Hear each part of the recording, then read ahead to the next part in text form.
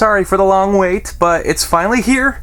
My top 10 favorite movies of 2020. 2020, of course, was a very odd year. Most of you probably know why. And we all know already that the movie industry was shut down, for the most part. None of the movie theaters were allowed to open for a majority of the pandemic, and even when they were allowed to be open, there wasn't really movies to be shown. A lot of the bigger movies ended up getting pushed out to 2021. The Oscar season was extended as well, and it just seemed like the whole idea of the current movies went away. There wasn't a lot of talk this year, even about stuff that was on streaming, or things that were available in select theaters anyway. But I figured I would still make a top list. Originally, I was thinking about just doing top 5 to kind of showcase the fact that there was probably half or even a quarter of the movies that there usually are. I'll just make half a list. But then I really started thinking about it, and I was like, this is a chance for me to discuss some movies that maybe normally wouldn't make the top 10 list. I think that's really interesting. This is a chance for me to discuss something beyond one of the big blockbusters that I liked, or one of the movies that was directed by a specific director that I enjoy. This is a chance to talk about some smaller movies, some other blockbusters that came out earlier in the year that maybe normally wouldn't be on a list like this, and you know what? I'm also not extending it. I'm not going to be like the Oscars where I'm extending it out to 2021. The rules are like every year. It has to be released in this year, or at least for my general guidelines, it needs to be accessible to me in the year of 2020. As is similar to some of the recent years that I've done top 10 lists, this list will be in alphabetical order, and I will also go over some movies that didn't quite make the list but I believe are still honorable mentions. Those movies include Borat's subsequent movie film, Let Them All Talk, Onward, The Social Dilemma, Tenet, and The Trial of the Chicago 7. Not as many honorable mentions as previous years, but again, 2020 was odd.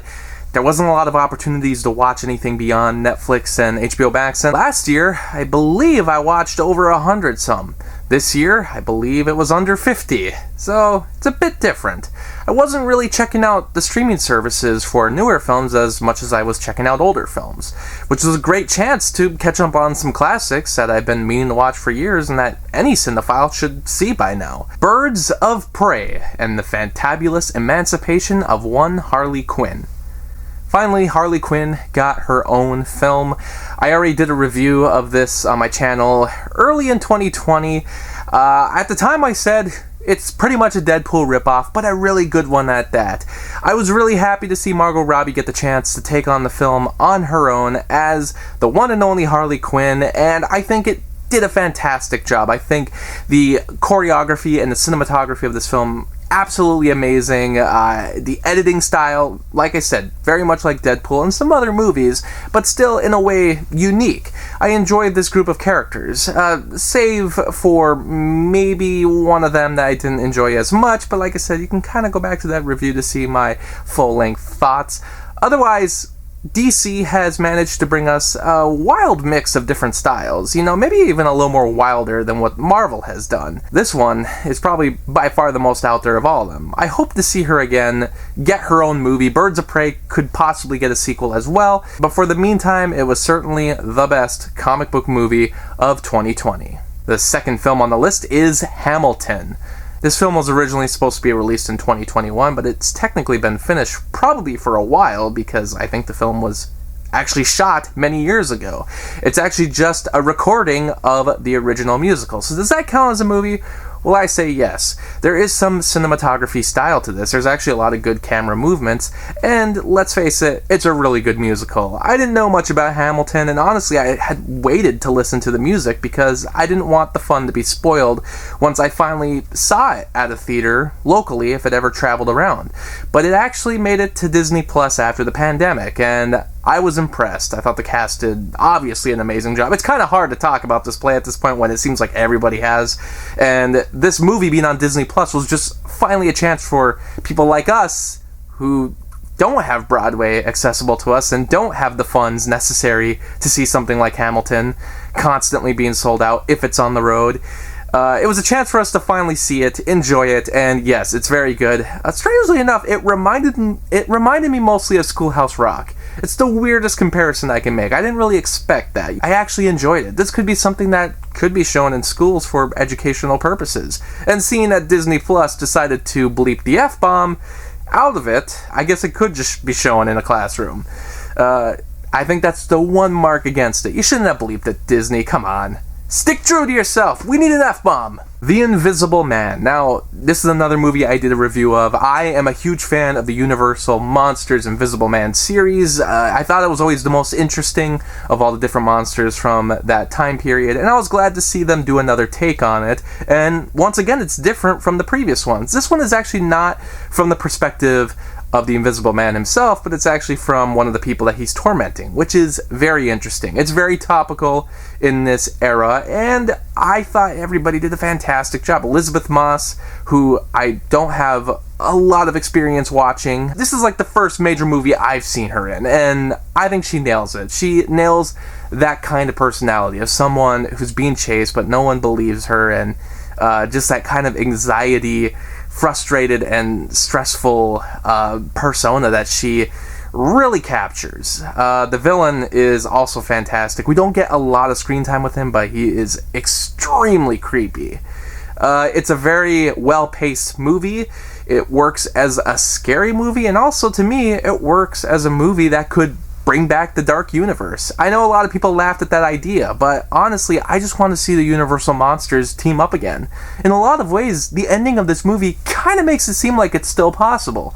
I really hope they do it, and this would be a good way to start it out. Let Blumhouse handle it from here. The fourth film on the list is The King of Staten Island. Now, I've been a big Pete Davidson fan ever since he's been introduced on SNL. I like all his Weekend Update stuff, and the different times he'll show up in, very minimal skits, but he's got a personality I really enjoy. He's similar to my age, so he just kind of has the humor of someone from my generation. I really like it. I even saw him live when he was in Minneapolis.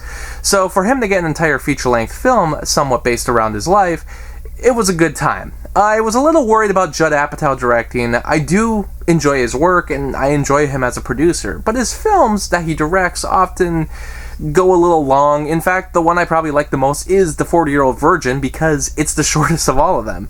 All of his other movies seem to go over 2 hours or even more, and it's just, they can be good, but let's cut it down, man. The King of Staten Island is not safe from this. It's also a bit too long. It seems to go down pointless storylines once in a while, but it works because Pete Davidson is great. The other cast is great as well. Bill Burr, been loving him. Seeing him in other things has been great. He was in The Mandalorian, and now he was in this movie. And I think it's just a really sweet story. I think it's a story that might be kind of tough to tell without getting too sentimental with it. But this really pulled it off. It wasn't too sentimental, but it was also, you could get the feeling and the emotion that was needed out of it. And I think it just worked because Pete Davidson himself can relate to it so much. And I think he's a fantastic actor. In my opinion, very underrated, and I'm excited to see what's in his future. Number 5 is Palm Springs. Now, this is an alphabetical list, but if I had a favorite movie of this year, easily it'd be Palm Springs. Easily. The best movie I saw this year.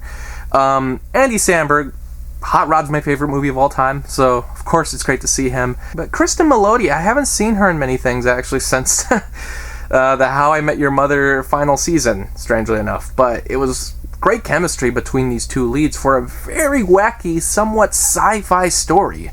I know it was a bit of a Groundhog Day ripoff. I was preparing for that, and it's a story I enjoy watching, but it seems at this point that it's being overdone. We saw it in Edge of Tomorrow, or Live, Die, Repeat, if you call it that. We also saw it in Happy Death Day, and it just seems like no one's really been topping Groundhog Day or bringing enough new stuff into it. Palm Springs brings a lot of new stuff into it. In fact, it brings a lot of stuff into the trope that I've been wanting to see for a long time. It's very funny. It actually gets very sweet and emotional at times, and it kind of challenges yourself. If you were in a situation like this, the idea of just dying over and over again, Andy Samberg kind of puts it in a way where it's like, you're still dying. You're still watching people die if you choose to do the things that you do. These choices stick with you regardless. And I thought that was a really good way of putting it. J.K. Simmons is also in this. It's great to see him and Andy Samberg in something again, because they were in I Love You Man, and very quick scene, but it was a great quick scene in that movie, and so to see them expanded upon together again, that was great. And he has a very, very interesting part in this movie. It's a movie that I think really took advantage of the Groundhog Day setup, really ran with it, added a lot of new stuff to it, and like I said, I think it challenges the audience. It's a movie that right after watching it, even though it was just, it's a comedy, but it doesn't feel like just another comedy for the week. It really felt like a special movie similar to what Groundhog Day was in 1993. And I wanted to watch it again right after watching. I mean, if anybody listened to our Cinema Swamp episode that we did on our favorite movies of the year, we all listed Palm Springs as our favorite. And it wasn't even discussed beforehand. We came in blind, didn't discuss it, and everybody's favorite movie was Palm Springs. So this is pretty much hitting every type of person. And if you haven't watched it yet, it's available on Hulu. Please watch it. Very worth the time. Best movie of 2020. Number 6 is Phineas and Ferb, the movie, Candace Against the Universe. I was a fan of Phineas and Ferb. I certainly didn't watch every single episode that was created, but there's just way too many. But it's a very funny show with a very genius premise, one that can be used over and over again for so many different episodes, as they did. And it was great to see it be done as a full-length movie. This was originally supposed to be in theaters. Obviously, things changed once they made Disney+. But once again, we see all these characters. This time, they have to team up with Dr. Doofenshmirtz, as Candace was kidnapped by aliens for undisclosed reasons, but we find out as things go along. It's very similar to the plots that you would see in an individual episode. It stays true to the humor and to the style of the original show. The original cast is all back, which, of course I love. I'm glad that they didn't have to recast anybody. It's not a premise we haven't seen before, but it is a very funny movie. Especially the chicken joke. That was a joke that made me laugh so hard. It made me pause the movie. Like, it was literally that funny of a joke. So if you love the show, you're gonna love this movie, and of course I did. Number 7 is Promising Young Woman. I was very hyped for this movie after seeing the trailer. It has a style all of its own, very much influenced by the culture of the early 2000s and the late 90s. Kind of a creepy vibe to the whole thing, obviously. If you've seen the trailer, you know why. But I think it's also because at times the color palette is so happy and charming, and as some people put it, they called it candy coated, which seems like a very, very good description of it. But behind that layer is this awful center, and it's one that's going to challenge the audience. Very topical during this time, and I liked all the different angles that it went with it. Sometimes I kind of questioned if the movie wasn't maybe going hard enough, or if the ending was what it should have been. I think this is an ending that a lot of people are going to get ticked off at. It certainly was one that, the way the film finally ends, when it blacks out, it leaves you with, a feeling of, well, I see what the movie thinks might happen, but I don't know if that's what's going to happen. If you know what I mean. I don't want to spoil things too much, but it was certainly shocking. It was jaw-dropping. And I have to give it credit, too, that the movie was funny when needed, and also at times that were just very strange. But it's good. I love that the movie can kind of mess with you in that way. It almost makes you feel uncomfortable. But Carey Mulligan gives one of probably the best performance of this year. I really hope she gets some recognition that she truly deserves for this performance, because it is freaky, it's understandable, and I think it's a character a lot of people are very ready to see interpreted on the screen. She's going to leave a lot of people cheering, and a lot of people sad, but it is amazing. Number 8 on the list is Pixar's Soul. I've been very excited for this movie. I thought the concept was genius right away. Pete Docter, once again, is going beyond just the human and going within the human. You know, he already did this with Inside Out, but now he's really talking about souls, and the concept, I think, really ended up working out. It was a concept that I'm not sure there was as much to do with as something like Inside Out, but they really took advantage of it in places that I didn't really expect. It was a very mellow movie. It's not the funniest of Pixar's work. It's not trying to be. And it also, you know, it's chill in a way that it's trying to be insightful about life. It's not something I think families are necessarily going to enjoy altogether. You know, some people have said this movie's kind of for an older audience, which, sure, I think kids can grasp it, but it's not in the same way that Inside Out maybe will work for kids. You know, this is one that, it's a chill vibe throughout the whole thing. Even the ending, it doesn't... It's weird. It just kind of slowly ends, and you kind of come in and you come out, and it's not like this exciting popping action moments throughout, sprinkled throughout to keep you enticed. No, it's a movie that just, I hate to say it vibes. It does. It's a really cliche way to put it, but that is how I felt watching this. It is by far the most chill of all the Pixar movies I've watched, but that doesn't mean that it doesn't have its funny moments, and there's a lot of really interesting animation techniques here. It's a very visually pleasing movie. You know, we go between the real world, where at this point Pixar has managed to make the real world pretty much look like that, look so real, but the characters still have so much identity, personality, and then we go into the world of souls, and it's exactly what you would expect from a more cartoony Disney flick, but it doesn't go too far with it. It doesn't get too jokey, and it really takes its concept seriously, which is good. I think it should be taken seriously, and I think a lot of people could get a lot from this. Probably the best animated movie of the year. Number 9 on the list is The Way Back. Weird thing, I love Ben Affleck movies, I really do. I like him. I don't know if that's a unpopular thing to say, but I like him. I also like basketball movies. I think of all the sports movies, there should be more basketball movies. I've seen enough baseball, I've seen enough football, we need more basketball. And here we have those worlds collide. Ben Affleck has to play coach for a high school basketball team, and through the process tries to build them as he tries to fight his own addiction to alcohol. And I think it's a movie that, if you know anything about Ben Affleck in interviews recently, it's a movie that really hit close to home for him. But I like that the movie doesn't just take every trope that you've seen in sports movies. They're there. But it's not like the movie ends with them winning the championship, and it doesn't even really focus on the team, and it shouldn't. It focuses on Ben Affleck's character.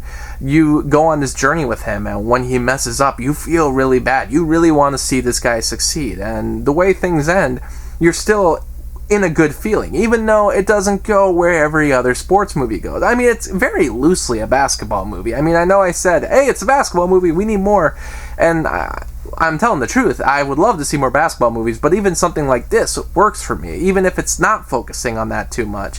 I think Ben Affleck was great in this. Probably one of his best performances in a long time, maybe even since Gone Girl. I did like him as Batman, but I just don't think he got enough time to be Batman. At least with Gone Girl, you had the full movie. And here, he's got full screen time again, and he's really good. I think this movie was overlooked by a lot of people because it came out right before the pandemic, closed everything up, and I don't know if a lot of people have been reaching out to it on streaming services, but it has the bones of a crowd pleaser, but there's a little more to it. I don't know if everybody who enjoys sports movies or, you know, this kind of Rise from the Ashes movie is gonna love it, because it's not necessarily either of those. It has its own unique way of working, but it worked really well for me. It's just good to see Ben Affleck again, and I know maybe I don't know what people think of him, but I like the guy. Okay, I like Ben Affleck movies. And number 10 on the list is Wolfwalkers. Yes, after being told by numerous people on different forums to watch this movie, I finally did. It's on Apple TV, and Yes, of course it's incredible. It's actually part of a trilogy of different movies. It started with Secret of Kells, which I remember was nominated for an Oscar, but it's actually one that I haven't watched. And there was another one after that I haven't watched either, but finally gave this one a try, and yes, it's very, very good. The animation style is incredible. It's great to see hand-drawn stuff again, especially since this is really hand-drawn. You can even see the lines at times, and it's got a texture to itself that, it sometimes it's really smoothed out, but sometimes it's a little more rough. And it really knows when to be more rough and when to be more smooth, and I like that. I like that I can kind of see the movie being created. It's something that I haven't really seen before. I don't know if this is based on anything. It might be. And even though it was giving me the vibe of something like How to Train Your Dragon, it's still very unique. The characters themselves have a good relationship with one another. The two main girls. I like the father in this because I think a lot of these movies often fail where the father who disagrees with his daughter or son's motivations or what their path in life is. I feel like those kind of characters sometimes get a little too mean. They go a little too far. But here I thought it was just right. It worked. Because the father was a lot nicer and had a good relationship, and he was actually stuck in a position that was a little unfair, and they actually show who that villain is. And the story and the way that they just have it so tightly put together. There's nothing here that shouldn't be here. It feels just as good as, honestly, the stories of the Disney Renaissance, the four main movies, Lion King, Aladdin, Beauty and the Beast, and The Little Mermaid. It felt like that kind of story where you introduce a character, you have this fantastical element to it. You have a few other characters with very identifiable personalities, and everything in the story just needs to be there. It fits, and it tells its story well, and it tells it in just the right amount of time. This movie felt on that level, and classic. Even though I don't really know if it's based on anything, let me know. I should maybe look it up.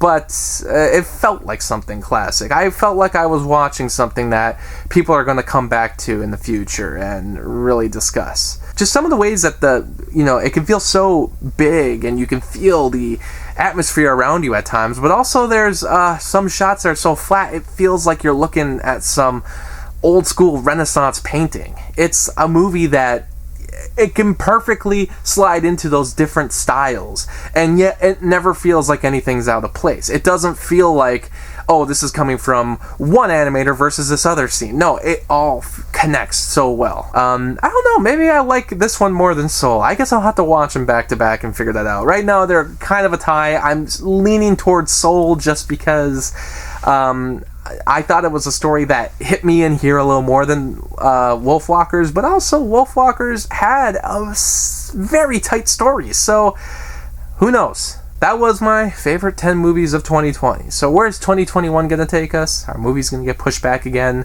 as they actually already have? So who knows how many movies we'll even get in 2021? Who knows? There might be even less. We'll see what happens. Who knows? Maybe 2021 will only have like 2, 4, 5, 6 movies in theaters. But maybe things will start getting better, and we'll get a movie every single week because they got all these movies made now, and they got to make room for the other movies that are being currently filmed. So eventually they'll have to release all this stuff. Maybe we'll just go week by week with one big movie. That'd be kind of cool. But here's to 2020, on to 2021, and thanks for watching, everyone.